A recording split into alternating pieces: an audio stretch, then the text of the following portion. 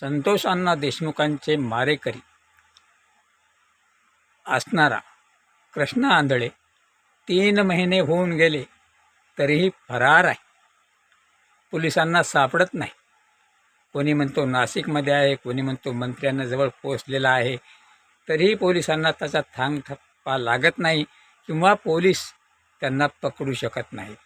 पण साधा गुंड खोक्या भोसले याच्या जर प्रयागराजमधून मुसक्या आवळल्या जातात तर महाराष्ट्रात राहणारा कृष्णा आंधळे या पोलिसांना सापडत कसा नाही.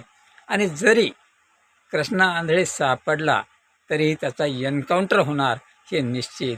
कारण कृष्णा आंधळेकडे एवढे काही पुरावे आहेत की त्यामुळे धनंजय मुंडेच काय अख्खी मोठी टीम गोत्यात येणार आहे. त्यामुळं यापूर्वीही आपल्या राज्यात असे एन्काउंटर झाले आहेत. तोच एन्काउंटर कृष्णा आंधळेचा होणार.